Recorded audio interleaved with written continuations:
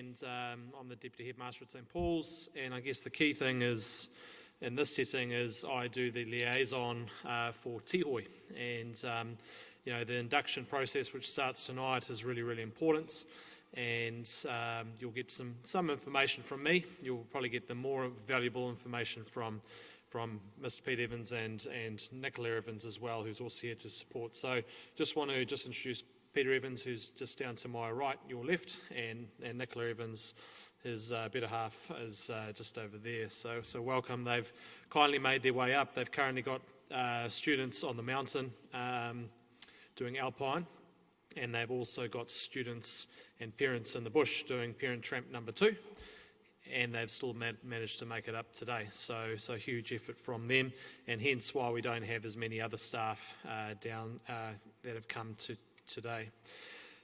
So just for me, all I'm going to do is just talk about more of the nutsy bolts parts, and then Pete's got the exciting stuff. So just bear with me as we go through. We're also very fortunate. You'll see up the front we've got loads of good gear, and we've got Sandy at the back. Trying to hide there, Sandy, but I can see you.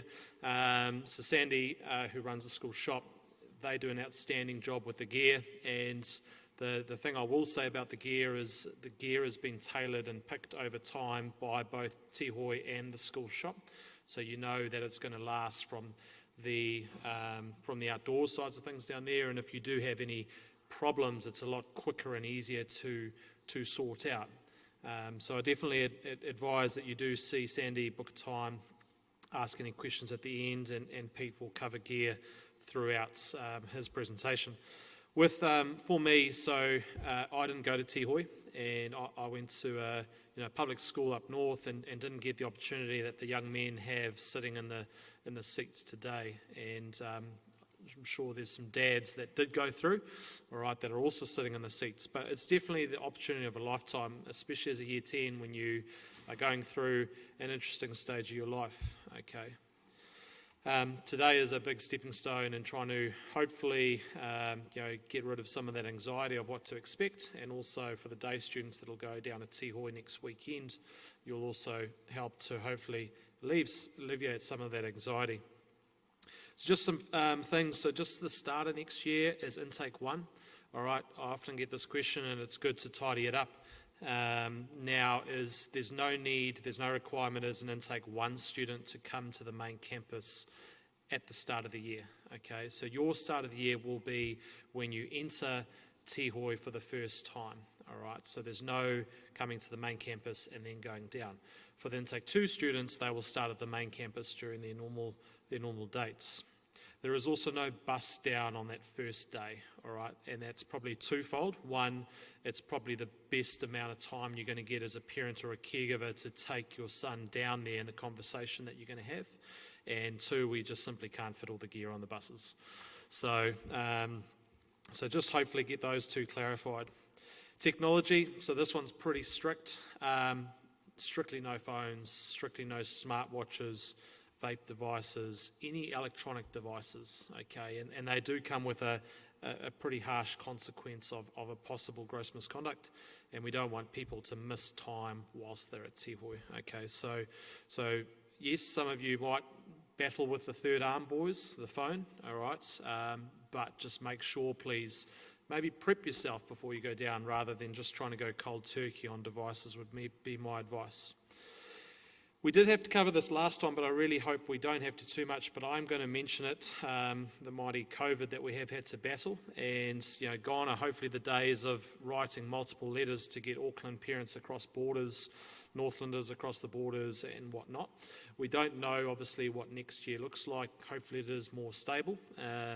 However, in the past we have had to put certain measures in place, and if that was the case of any sort, we would always try and have the program at the forefront and having the students there where possible. Obviously, hopefully some of the government's changes recently around laws and stuff will help us in that particular space. The calendar, so an important one. So the calendar you can access on the Spider portal. So for those that don't know where that is, if you go to the school's website, you click up the top, go to Parent Portal, log in there, and all the calendar dates have been logged in for the particular outings, the leave weekends, the exits, the Parent Tramp 1, Parent Tramp 2, because there's 2 of them. All of those things are already loaded into that calendar. We won't be providing a PDF because the problem is as soon as you provide a PDF and a date changes, you can't update that instantly. So that's your reference for your calendar. Leave from the campus. So if you require leave from the campus, it's very limited, to be honest, and it's limited for a specific reason. Normally, actually, the student going out, we're not actually as much worried about that person. Sometimes we are, but it has a massive impact on the houses. So you take 1 or 2 students out of a house of 8, all of a sudden when you're trying to cook dinners, clean floors, clean bathrooms, get all your chores done, you have things go wobbly in the houses, okay? And so there's only, I guess you'd say, your really top-end reasons as to why there might be leave granted for leaving the campus. And so that would be along the lines of, obviously, bereavement sides of things is an obvious no-brainer. If there's a specific wedding that you might have in advance, you would probably email that to me next week, because you know it'll fall in that period of time. But otherwise, there's very few reasons, and there was very little leave, if any, granted out of intake 2, this particular intake. So if you have any specific questions, just email those to me. But we don't want to upset the campus, and boys, you're only there once, okay? And even if you work down there in the future, it's different. Okay, so to have 6 months away from something is actually not a bad thing. Medical information. This one's massive, all right? And so the school has recently shifted to a program called Consent to Go. So I'll take you through a little scenario that we had last year, where a student had to go to have his appendix taken out at really, really urgent notice. So there was little time to react. Pete and his team did an excellent job. They got him to the hospital. They had to make the decision that they had to operate on the student's appendix. And the parent at that time had filled out the form, but they hadn't filled out that the student was allergic to something. Now, that puts the staff down at Tihoi at major risk, and your son. So anything that needs to be updated, please, we need to know. We've had at times, my son's got a heart murmur, that's maybe why his heart rate's up and down. And it wasn't in the medical form. So it's just really important that you're entrusting your care into these people, that every possible piece of medical detail is in there, please, all right, when that update comes through. So that'll be pushed out from Consent to Go to update that. If there's anything you don't want to put in that directly, if you can either contact, again, probably Pete in the first instance for that one, CC me in, and we're just there to support. We just want to make sure that your child has got the best chance down there. Okay, so, but that is a really, really important one. So if we've got an emergency and we have to act quickly, it's really hard if we don't have the correct information there. So I can't stress that highly enough. I've mentioned the school shop, but I'll mention them again. Just remember they'll be around here at the end, and Pete will talk about that. And the last message from me is just the housing. Okay, so I've started that housing process. I'm in stage 4 of probably 12 steps. Takes lots and lots of time to get the housing right, okay? And the first thing I try to do for clarity is I try not to put you in the same day house or boarding house that you're currently in, boys. So if you're in hall house, you might have one hall house boy, depending on the mixture, but you definitely won't have 2, 3, 4, okay? If you're in Sargood House, you at the most, you might have 1, but if you do the maths, if there's 10 of you going to Tihoi and there's 9 houses, there's probably only going to be 1 group like that, okay? I do ask parents if there is a pastoral concern that you've got with your son, and it might be something that I need to know about with the housing, if you can email that to me directly, and then I don't make any promises, and I can't tell you what house your son is in, but it's good to have certain information that helps me with the placement of those students, okay? To give you an insight as to how many people go through that, there are probably, including all of the house-masters, there are about 10 other key staff, the Rev, the guidance counsellors, Mrs. Stapleton, Mr. Tapara, Mr. Robson, Mrs. Bradford. All of us have oversight of that final bit of the housing until we try to confirm it. And it's a tough job, but someone has to do it. So any information, appreciate that. And then my last bit, and this is my saying I say every year, Mr. Evans loves this one, okay, is we only know what we know and we don't know what we don't know, all right? And so if you get a letter of concern from your son and he says for you not to disclose that, Pete can't help you. He can't fix that, okay? Or young men, if you've got an issue down there and you're worried about it coming forward with something along those lines, and it could be some homesickness, it could be a student that you're finding difficult within your house, all right? It could be that you're finding fitness hard. If they don't know about it, they can't help you, okay? And it's really hard if you leave that and leave it and leave it, and it gets bigger and bigger and bigger. It's just like a big snowball, all right? So please, if there are concerns, make sure that you come forward. But otherwise, I'll stop boring you with the boring stuff. I'll pass over to Mr. Evans with the exciting stuff. And have a wonderful evening and a safe trip home for those that are travelling. Cheers, Greg. Thank you. Kia ora, everybody. I'm on, aren't I? Good, that's good. Fantastic. I hate all this technology stuff. I don't know how it works, but anyway. Kia ora, everyone. Ko Peter Evans toko ingoa. And I'd just like to say a big haere mai and welcome to this is the start. This is the start of your Tihoi journey. And hello. And what's wonderful is you, the parents, you're on it too. And one of the great things about my job is that I get to talk to you and build relationships. So it's wonderful. It's wonderful to see the walkers come through. It's wonderful to see the stories and the broom holes sneaking in at the back over there, because we get to build a relationship too. And so I'm not just working with your boy, we're working with the whole farm now, and it's a beautiful way to work. I really do love it. So yeah, bit of an introduction to myself. Obviously, I'm not a Kiwi, but I'm trying to be. And I came from the north of England, a little town called St Helens. It's famous for its rugby league and its glass making, that's it. A post-industrial hole, halfway between Manchester and Liverpool. They say if you've ever passed through St Helens, you've done the right thing, keep going. And I've always wanted to get out of there. The one good thing that came out of there was my beautiful wife, Mrs. Evans over there.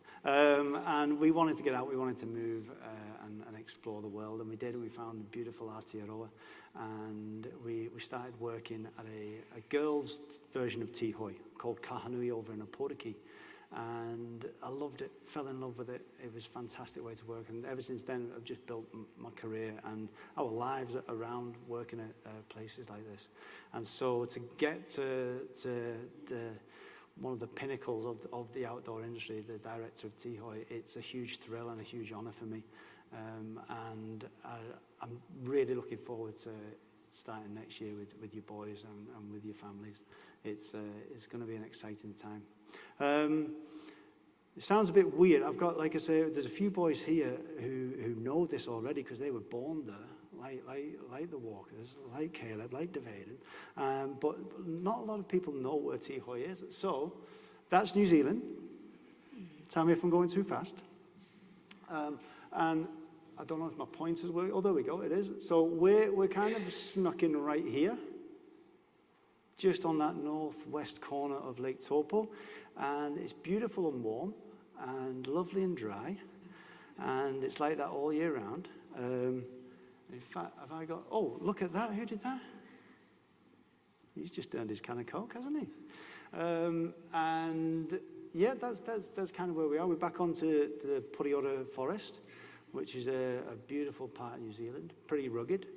And we're really lucky, we're really fortunate that people had the foresight to actually set up Tihoi. Like I say, it's like that all the time. Beautiful and warm and sunny. Might be one or two frosts. Might be a lot of frost actually. We had a few last week. So that's the campus, and the boys. We've got the day boys coming down next week. The borders, you guys have been here already, eh? So just to point out a few things. This is the wharakai. We've got the office. These are all the boys' houses. And over here, this is where Mrs. Evans and I live. So we're the closest to the boys. They can knock on our door any day, any time of the night, and they do. don't make a habit of it, but they do. We're there for your boys, and if they're upset, if they're ill, they come and knock on our door, and we get up and we deal with it, because that's what we do. And so we live there with our 2 little boys, Sonny and George, and look at him with his little dots. It's good, eh? And then down here, where am I? Over here, this is where all the staff live. So all the staff live over that way. So the staff live on site, and I'll tell you more about the staff later. When I first started at Tihoi, one boy was struggling. Tihoi's hard, by the way. I'm going to talk about that in a bit. But one boy was struggling, and he came over to me, something to one side. He was trying to convince me how St. Paul's wasn't right for him and Tihoi wasn't right for him. And he said, Mr. Evans, this is like the army. I can't do it. It's like the army. And I stopped him. I said, no, it's not like the army at all. You're wrong. In the army, you volunteer for this. And you don't volunteer for this. This isn't a choice for you. And he said, okay, then. It's like a prison. I said, no, it's not like a prison. It's not like a prison. In prison, you get a phone call. You don't get that here. And so there's a couple of things I want to talk about in a bit. But like I say, we're so fortunate to have this place.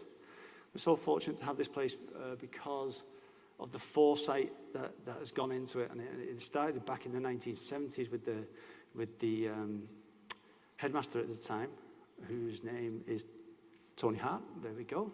And he had the foresight to set up a school for boys in the outdoors. And it was based off the man here, Kurt Hahn. He's famous. You've all heard of Outward Bound. Well, that's Kurt Hahn's initiative. And he saw how nature and the connection with the outdoors was hugely beneficial for young people. It's hugely beneficial for us all, let's be honest.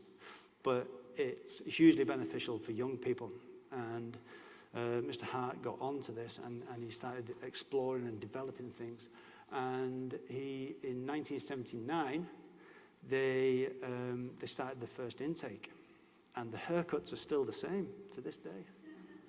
Look at those. We do have, in fact, it was your brother, eh? He had your dad's original flannel jacket, which was cool, from back in the 80s. And yeah, so in 1979 it began, and so 43 years we've been doing this, and it's just, for me, it's just got better and better each year. I'm the current director, but they're all the directors that have gone before me. So starting down on the left there, that's Mike and Judy, and we still all meet up and have dinners. We were at one just the last month. So Mike and Judy, then we've got Brian and Jan. They ran it in most of the 80s and into the 90s. Then John and Christine Firminger. John and Christine are like grandparents to my kids. It's all very incestuous. But yeah, they're wonderful, wonderful people. And I can't have enough good things to say about these people, actually. And then Chris and Sin. Chris and Sin, I went out hunting with Chris last week. He flies a helicopter, so it's really nice to go hunting with Chris. He just drops you in and you go off hunting. I never get anything, but I see a few, scare them away. And I took over from Sin in 2020. But like I say, we're all good friends. And it's wonderful to have that wealth of knowledge for me to rely on. It's wonderful to hear the stories that they tell, and I won't tell them right now because I want the boys to come to Tihoi.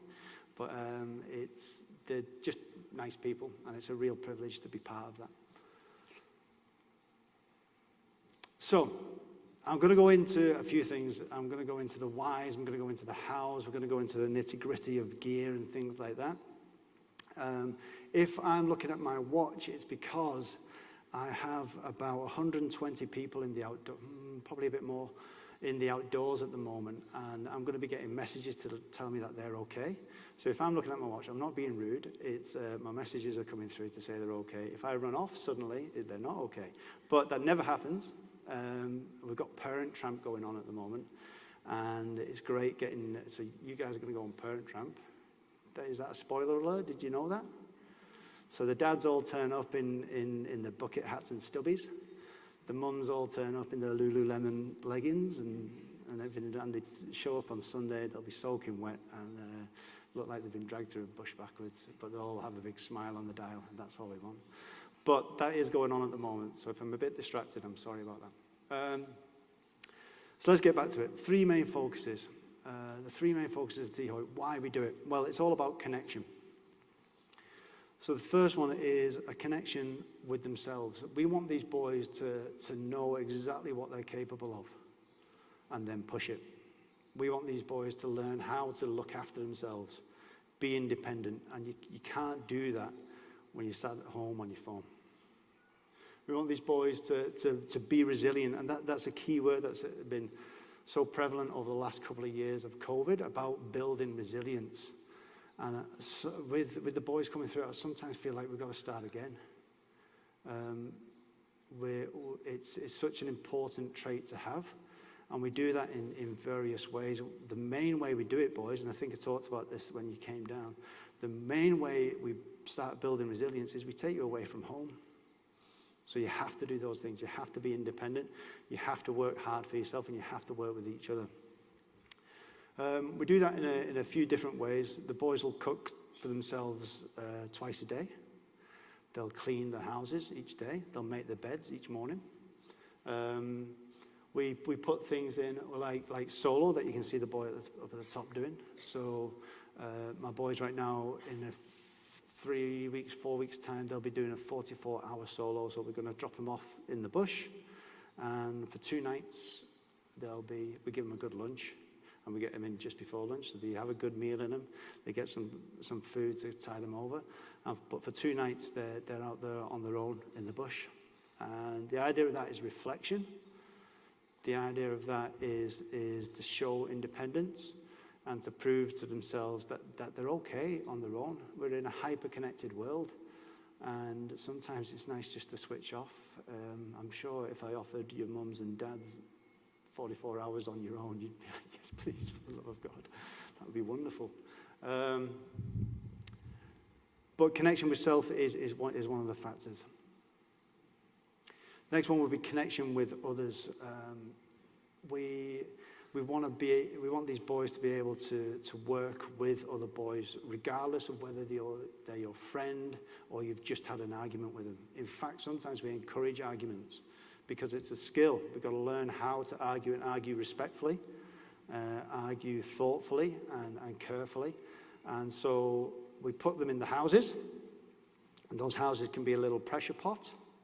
And each house has a member of staff assigned to it who will help the boys learn to get along with each other.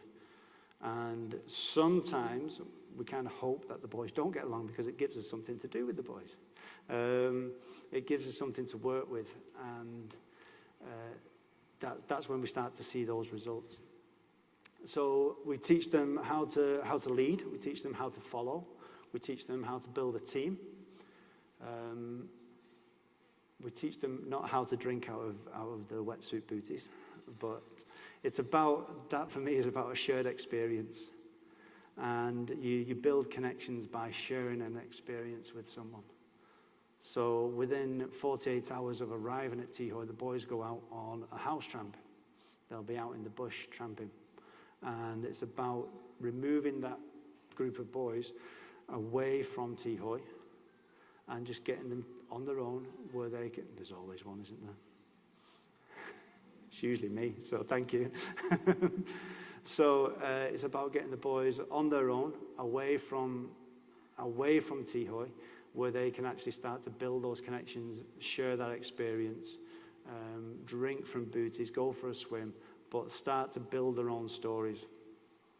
And I think that's a key thing for the boys, build your own story as well, but I'll come back to that. Connection with others is not about connecting through a device, connecting through a phone. We want these boys to learn actually how to talk to each other. We're so quick to send off text messages or likes or little hearts or emojis or whatever, that we actually forget how to actually go up to someone and say, hey, I really like that, or I didn't like that. And putting them at Tihoi, putting them in the houses, gives them the opportunity to try that out and practice it and get it wrong or get it right. But the point is to try. And they won't do that sat at home on the phones.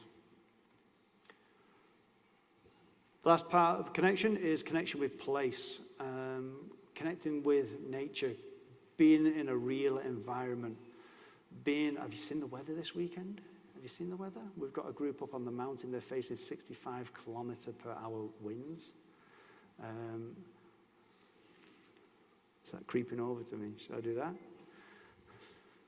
Is that better? I might get a bit of glare off here.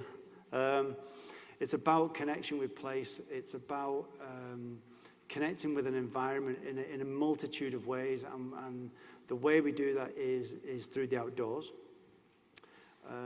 But the next way we're going to do it, and we're actually, it's an exciting time at Tihoi because we're reviewing the whole curriculum, is we're actually going to start projects where the boys are actually going to contribute to Tihoi and build that story, build that connection with the place.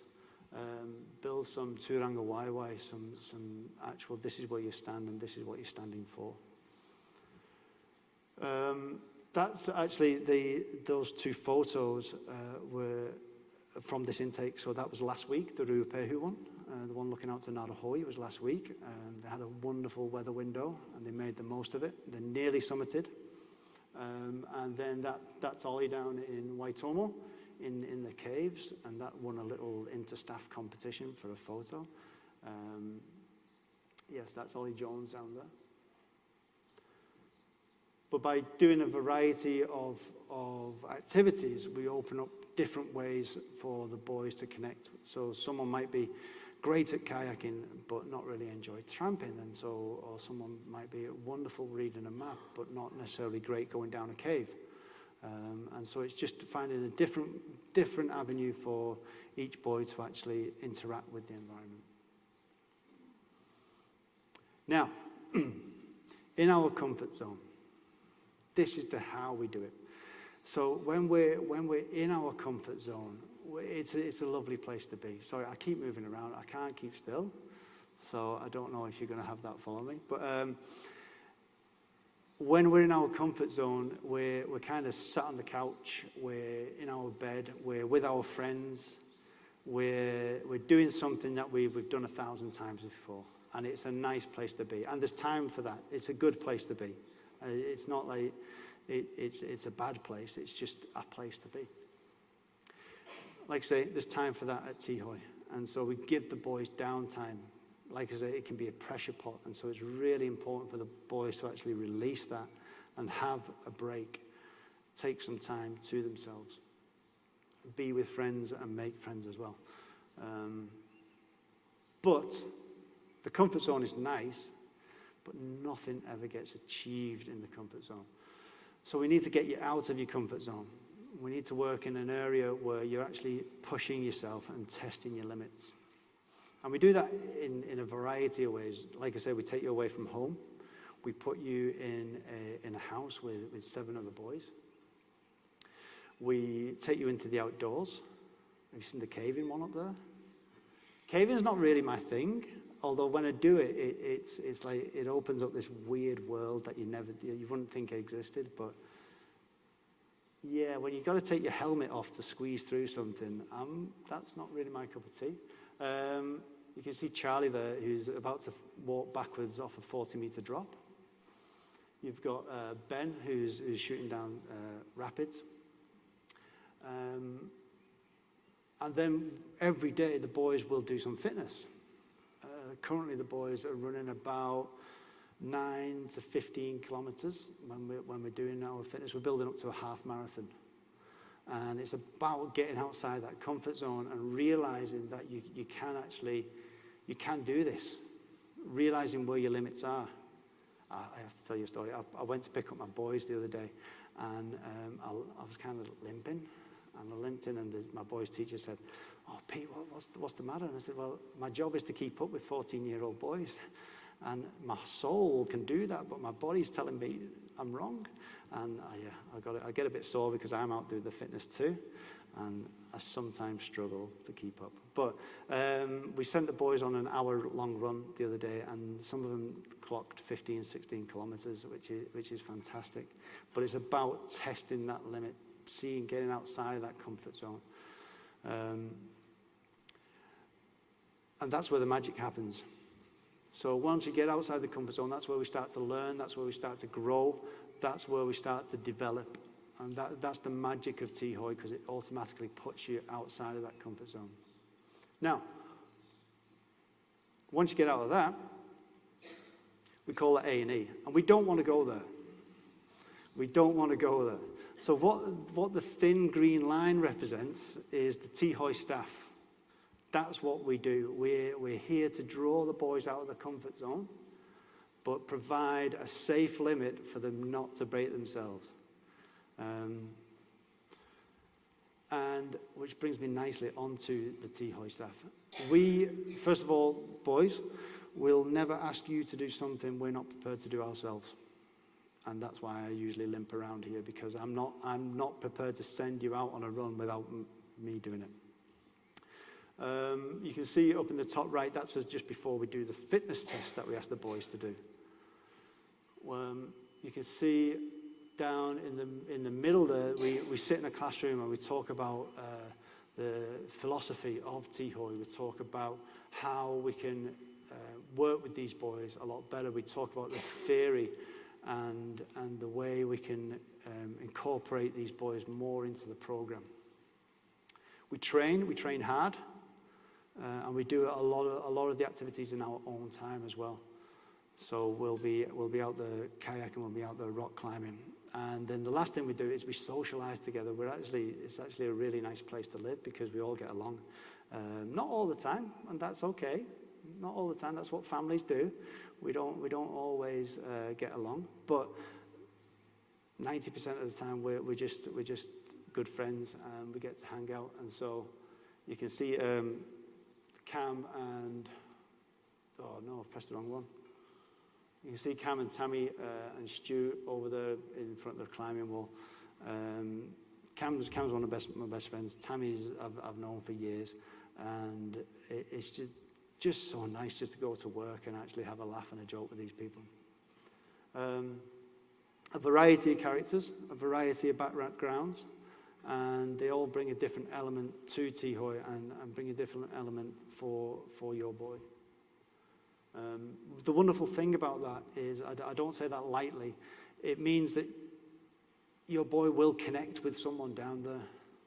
They will have an adult there that they will go to and feel a connection, because you're not supposed to get along with everyone, that's okay. But it's really important that the boys feel a connection with an adult down there so that they feel safe and seen and secure.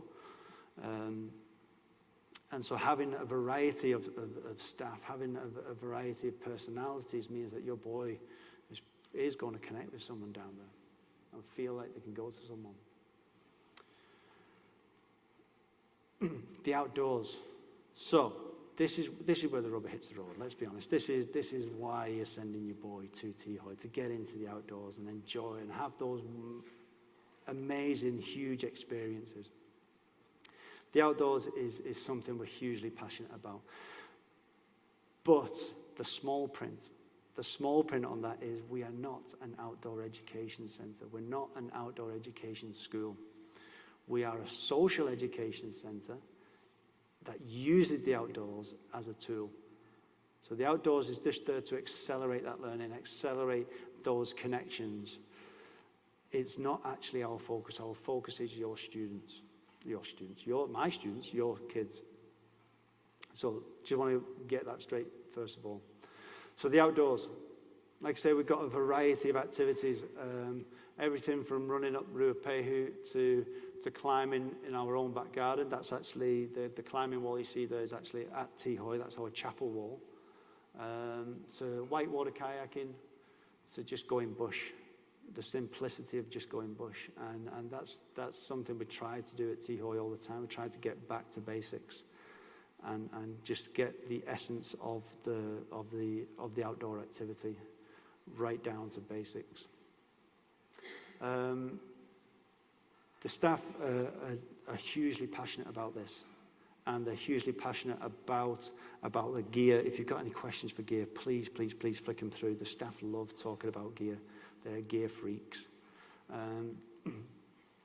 But one of the things we're more passionate about is safety. And so, like I say, I'm about to get a load of messages through. I'm hoping I'm about to get a load of messages through saying that everyone's okay.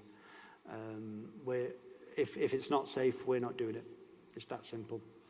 And so we're quite rigorous with our safety. First of all our staff are NZOIA qualified, New Zealand Outdoor Instructors Association. We get assessed by them for the activity. And so right now on staff we've got, they go in at different levels. The basic level is leader, then it goes level 1, level 2 is at the level where you're instructing instructors. So we've got Alpine level 2, we've got Bush level 2, we've got Kayak level 2 instructors, we've got an Alpine assessor, so he's actually qualified to assess instructors. And we're constantly looking to work towards our next assessment. Myself, I'm Bush 2 and Sea Kayak 1. I want to work, we had this conversation on the way up, I want to work towards getting my canoe 1. But every activity that you see, we have qualifications in to say that we're safe and that we're skilled and we're good practitioners in that activity. We also get audited externally by the likes of Qualworks or I can't think of the other one, sorry, Qualworks who come in and they'll go into the bush with us, they'll go on the rivers with us to actually see that what we're saying we're doing on paper, we're actually doing in real life. And so we get, every 3 years we get audited externally to say that we're operating safely. The reason I tell you this is it's huge. If we didn't do that, we couldn't operate Tihoi. It's that simple. If we didn't do that, we'd all be out of a job. And so it's massive that we do cross all the T's and dot all the lowercase J's. And then the other part of that is we use our personal time to actually go out and do the activities as well. So we're constantly trying to improve for ourselves, for our own well-being, and then we train together too. Gear. Let's talk about gear because not on your own. Let's talk about gear because gear is a huge part of Tihoi, and I understand how overwhelming the gear can be, which is why we send out the gear list. So hopefully you've all got the gear list, and it's why Sandy, who loves public attention, so I'm going to ask her to come up and sing a song about it in a minute with some interpretive dance. No? Not today? Okay, maybe another time. But it's why Sandy's done a wonderful job of setting the gear out right here. We're going to come on to gear in a minute. I'm going to grab a drink of water. I've just seen Mr. Skeen walk in, so I'm going to actually hand over to Mr. Skeen and let him have 5 minutes of your time. Now he's got to walk faster. Unless Sandy wants to jump in with a dance. No? Mr. Skeen. Okay.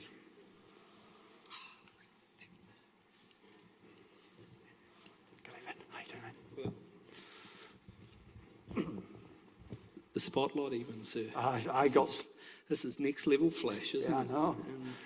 Tēnā tātou katoa, koutou mai nei, hei tēnei rā. Good afternoon, everybody, and apologies for jumping in on what's really informative and useful and helpful and good, and having to listen to me for a couple of minutes. But I did want to just come on by, squeeze some time in my diary just to say a couple of things this afternoon. I think an afternoon like this is absolutely critical because it gives information. And I know that for the young men that are sitting here this afternoon, there'll be a real mixture of emotions around what next year will potentially look like in intake 1. So to the young men in the room, part of the emotion could be excitement. I just can't wait to get there. And if that's how you're feeling, fantastic. Part of the emotion could be, I don't quite know about this. There's something a little bit uneasy. I was feeling good about it for a little wee while, or I wasn't, and now I'm just not quite too sure. And that's absolutely okay as well, because it's a big deal.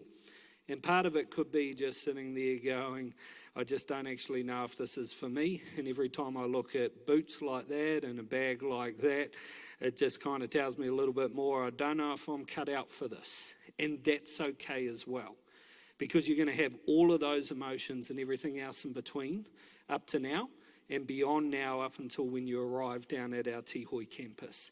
And what I want to say to each of you is that this program has been around since the 1970s and it has changed massively. Even last year's program compared to what it is now has changed massively.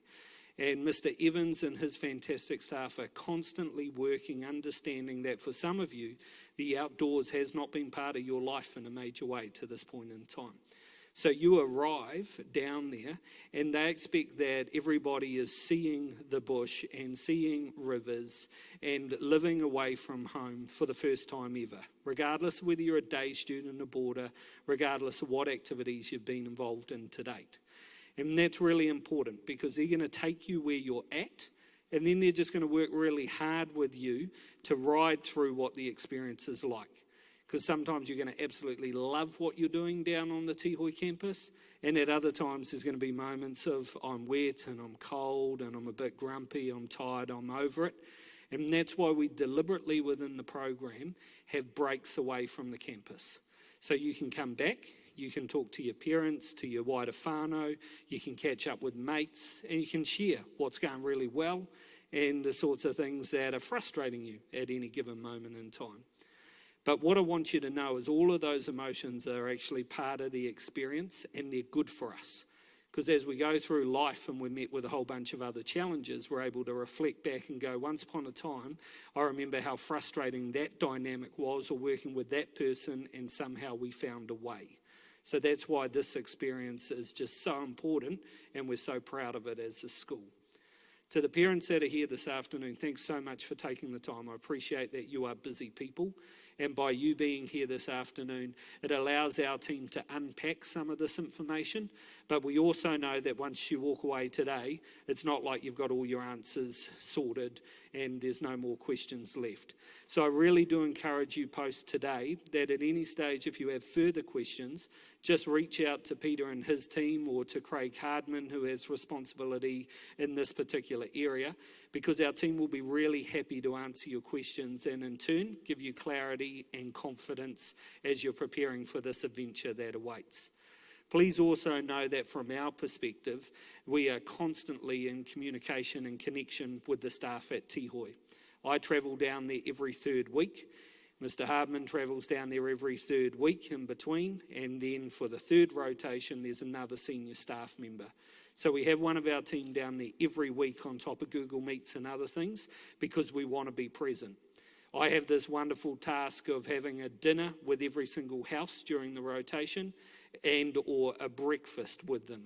To date, no food poisoning. It's been marginal at times, but I keep putting myself in that environment because it's wonderful to sit around the table with young men down there and find out about their experience. So we are down there and we do like to hear people's feedback and we do like you to be involved in the journey as well. And to this end, and I know that Mr. Evans probably won't do it for obvious reasons, but Mrs. Evans, who's travelled on up, there is a relation there, is a really important role for us that we brought on board at the start of this year, and it's worked fabulously well, and she's a brilliant asset to our team down there. She is a student support liaison. And what that directly means is that while students all have a house tutor and they have teaching classroom staff down there that they can connect with, she is somewhat of an independent person that's available for the boys to come on up and just have a conversation with at different times.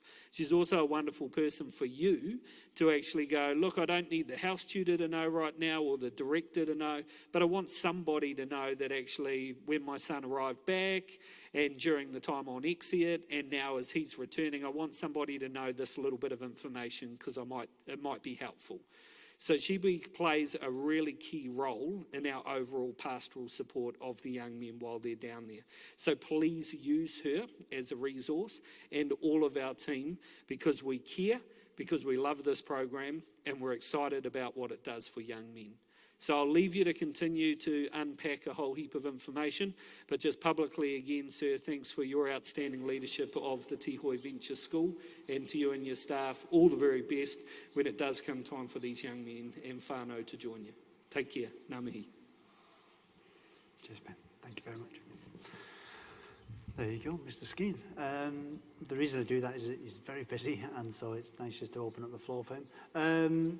So, where was we? We were talking about gear. So, this is usually where I hand over to Cam, who's our head of outdoors and wonderfully experienced. And you go into his garage, and there's something not right there, because his ski boots are here, and his mountaineering boots are here, and his trail runners are here. But if he's on this surface, he needs these trail runners, and if he's on this surface, he needs these road runners, and there's something not quite right there. But he is a wonderful, wonderful person to work with, but he's a gear freak.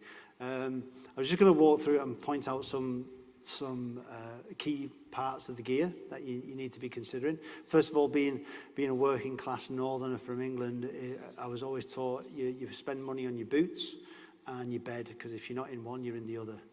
So just something to consider.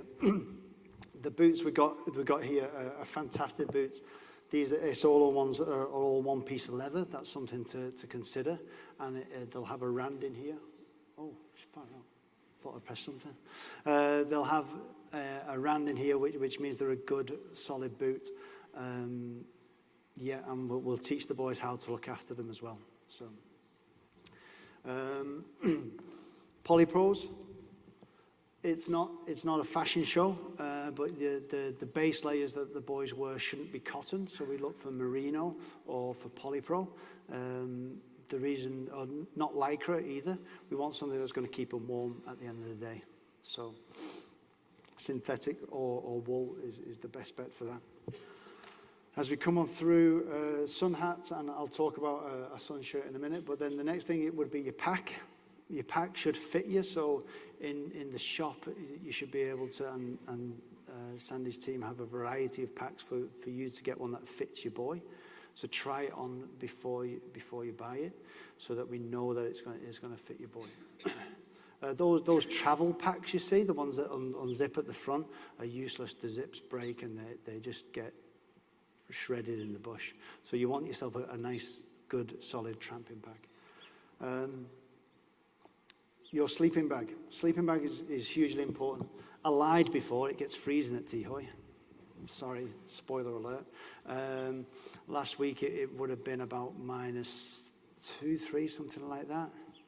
Yeah, it was a good hard frost, and that's in October. We got our first frost this year, March 3rd, because I posted it on Instagram. You should sign up to my Instagram. I'm trying to beat the main school at getting the Tihoi Venture School Instagram above the main school, but I'm not competitive or anything. Anyway, have a look at the comfort rating on your synthetic. The reason we go for synthetic over down is synthetic, even if it gets soaked, it will still keep you warm, it'll still work. The down will all clump and it won't provide any insulation. So we ask for synthetic, and check out the comfort rating. It needs to be in the negative numbers. Okay? After that, working along, get some good woolly socks. A good pack of them would be great. And then you kind of come onto your shells. So fleece, this is the standard. Like I say, Tihoi's not a fashion show. This is what boys wear around Tihoi, and they're basically just keeping themselves warm. So something nice and warm and fleecy. We've developed these rain jackets, specifically working with Sandy in the school shop. They're just a good, solid jacket. The high vis helps us to see them in the bush. It's another safety aspect. The boys are hard on them, but they seem to last, and they seem to go through those hardships. So the boys will be up on the mountain right now in these with the matching rain pants as well. If you think about it, if your boy is warm and dry, they're going to be able to focus more and concentrate more and get more out of the experience. So it's another investment in your boy's education, really, because like I say, if they're comfortable, they'll be engaged more. Your wetsuit. The boys get in the wetsuits for kayaking, for sea kayaking. They may go caving in the wetsuit. They'll wear the wetsuit with some overalls over the top for caving if they go in a particularly wet cave. The overalls they'll wear each week for doing jobs around the centre. This is one thing we're introducing, and I'm right in saying this, Sandy, that you'll probably have these in next month. Is that correct? Yeah. So this is a sun shirt, and the staff are starting to use these when they go out rock climbing or sea kayaking. It's one of the good things about it is it has this collar that comes up and it goes over your face, and it's just keeping the sun off you. The sun down at Tihoi can be really hard, really hard. And on the mountain, anywhere where you're going to get sunshine, it's from Dissolve. Oh, shivers. It's from Dissolve, and the staff are starting to use these more and more because they're finding it so useful rather than constantly applying sunscreen.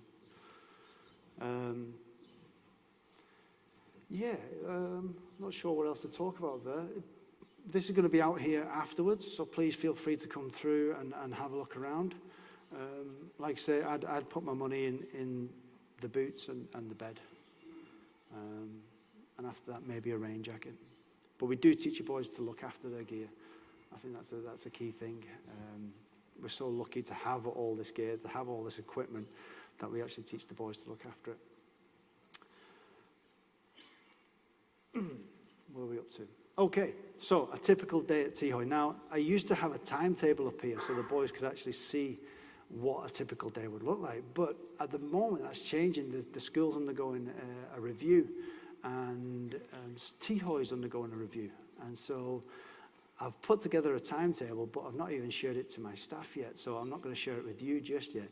But we don't want to throw the baby out with the bathwater. What that means, boys, is we don't want to change things to the point where Tihoi is not recognizable. So there's a few things I can guarantee you. First of all, you're going to wake up. Okay, that's a good thing, by the way.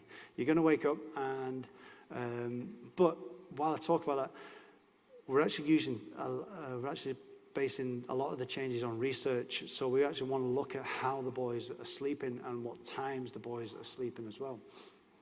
Getting the boys up at 5 o'clock in the morning, that doesn't work for teenagers. By the time it comes to 2 o'clock, they can't emotionally regulate, and you're just going to have breakdowns. So why are we setting them up to fail?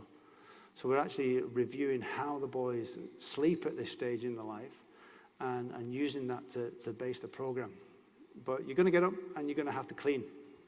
You're going to have to clean and tidy up after yourselves. You're going to have to exercise. Exercise is so important, boys. Even if it's just a walk, you're going to have to exercise. We'll get out there and we'll be doing fitness pretty much every day that you're in the centre. We eat. Oh, that's chopped off there, but that EA is supposed to have a T on the end. We eat and we eat well. So the boys will cook their own breakfast, they'll cook their own dinner, but once a day they're up in the Wharakai having lunch prepared by G and the kitchen crew. G's our chef, so that we know that they're getting at least one good solid meal in them per day. Dinner they can stuff up, breakfast they can stuff up, but at least they're getting a good lunch. And they eat, don't they? So I think we do fitness testing at Tihoi, and part of that is we weigh them at the beginning, we weigh them in the middle, we weigh them at the end. By the time they got to the end, they'd actually grown so much as a collective. They'd grown collectively another boy. Is what we figured out. Another average boy. They'd grown about 50 kilograms overall or something. So, but they need fuel to be doing all this good stuff. You rest. And we do give you an opportunity to rest after lunch. One of the key things you do is you go and jump on your bed and you read a book. So you do get that downtime just to decompress a little bit. And through all this, you begin to socialize and you begin to work with other boys. You begin to figure out where you fit in with other boys. And then the last thing you do is you learn. You're going to learn lots of things. Everything is going to teach you a lesson. And the biggest lessons might not come in the classroom. The biggest lessons might come in the house, might come in your bedroom, might come in your tent that you're sharing. So everything we do at Tihoi is about learning. It's about learning about yourself, about others, and about the place, all that connection. The basic format is we'll spend 4 days in the centre and 3 days in the outdoors. So that's how the week's structured. So Tuesday, Wednesday, Thursday would be the time that the boys are in the outdoors, and Friday, Saturday, Sunday, Monday, they're based in the centre doing the academics. But like I say, we're still nutting out the nitty-gritty of the timetable and what that looks like. And so I can't divulge too much just yet, but it is a very exciting time for us. So I took that photo this morning with my C-band maths class. I said, okay, boys, I want you to get over here, and I want you to look clever.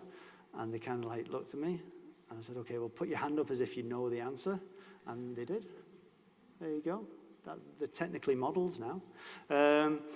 But we have 6 teachers on staff, and they work in the outdoors as well. We say an hour in the outdoors is worth 3 hours in the classroom, because you just get that connection with the boys, and you get to work with them a lot more closely.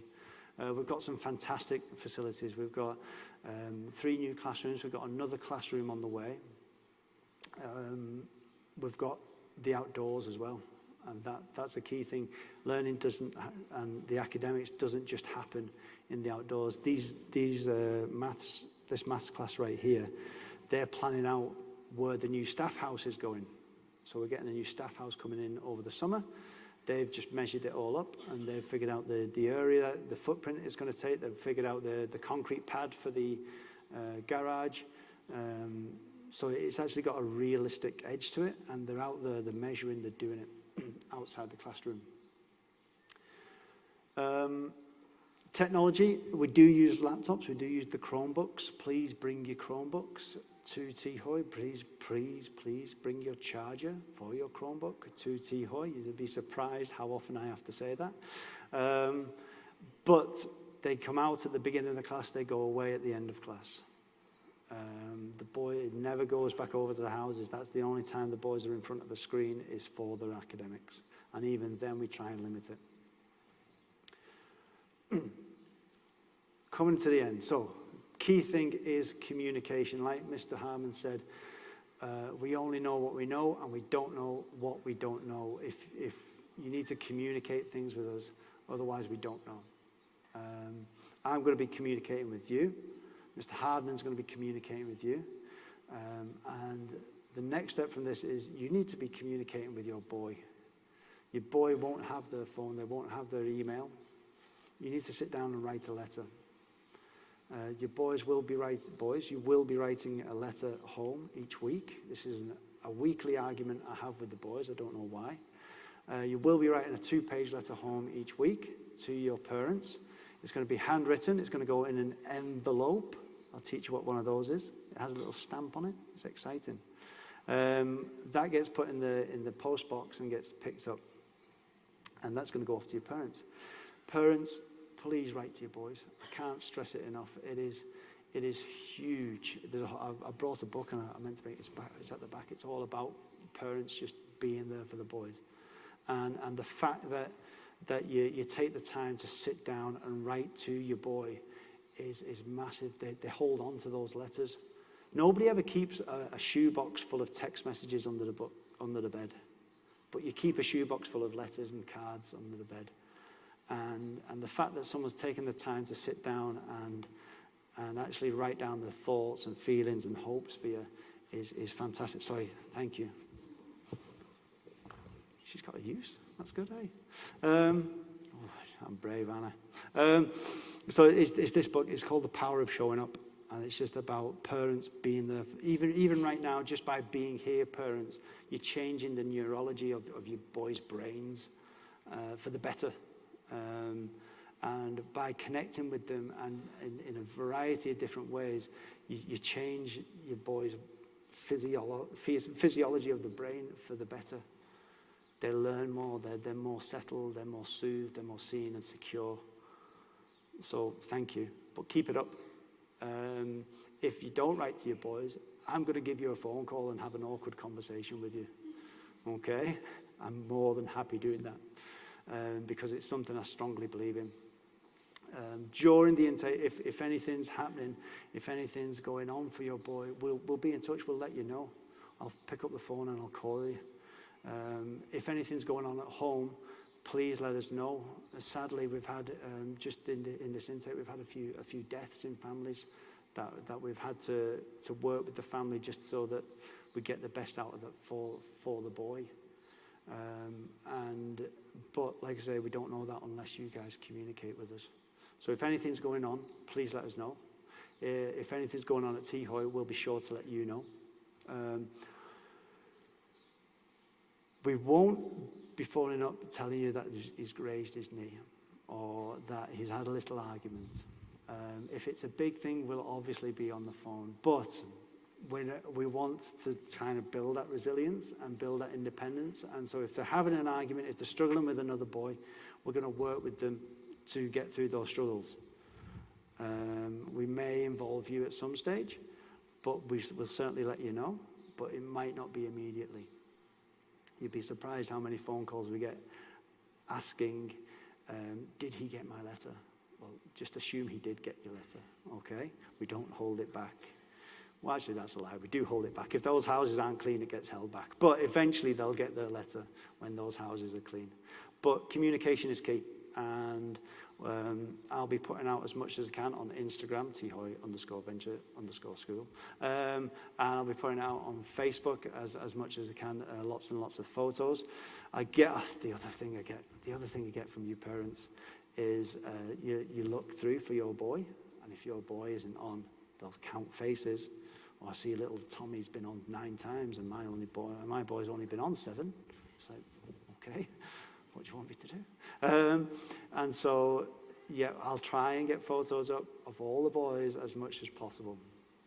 But please be patient with that as well. But like I say, communication's key. It needs to work both ways. Yeah. Boys, this is just so parents know, when the boys arrived, and I'm going to be saying this to day students next week, when the boarders arrived, I set them 3 tasks to do before they arrive at Tihoi. That is to make their bed consistently. Okay? So, parents, you're in on this now. They should be making their beds consistently. The second thing is they should learn how to cook a meal. You can put a little S on the end of that and make it a plural if you want. Cook meals. They should learn how to cook a meal for the family. Just some basics. It could be bacon and eggs, but as long as they're in there cooking, it's a great skill to have. And then the last one is they should be able to run or jog for 3 kilometers, half an hour. They should just be able to move for that amount of time and try and build up to doing 20 press-ups without stopping. Which might seem a bit overwhelming right now, but I'm already getting some scowls. That's good. But it's going to set them off on the right path just for the physicality of Tihoi. Not for the fitness aspect, but more for the tramping aspect. If you can walk for half an hour, if you can jog for half an hour, we know that you can do an hour. If you can do 20 press-ups, we know that you can climb a wall. We know that you can paddle. Okay? So they're the 3 challenges I set for the boys. While I'm on it, this is just to the boys. Lads, I want to leave you. I'm going to shut up in a minute. And we'll say we're going to hang around. If you want to come and talk to us, come and talk to Mrs. Evans, come and talk to myself, you're more than welcome. It'd be weird if you called her Mrs. Evans. Her name's Nicola. Boys, her name's Mrs. Evans. But just to address the boys at the moment, you're at a weird stage of your life. A really weird, strange stage of your life. You're too old to be treated like children, and you don't want to be treated like children, quite rightly. You're too young to be treated like adults. So you don't know where you sit. So what we're trying to do at Tihoi is get you to step up into adulthood. Tihoi does not make a man. Okay, I've never met a 14, 15-year-old man. And I think it would be pretty sad if it did. But we're trying to get you to take those necessary steps towards adulthood. And Tihoi accelerates that, and that's what I'm really proud of when I see you boys graduate Tihoi.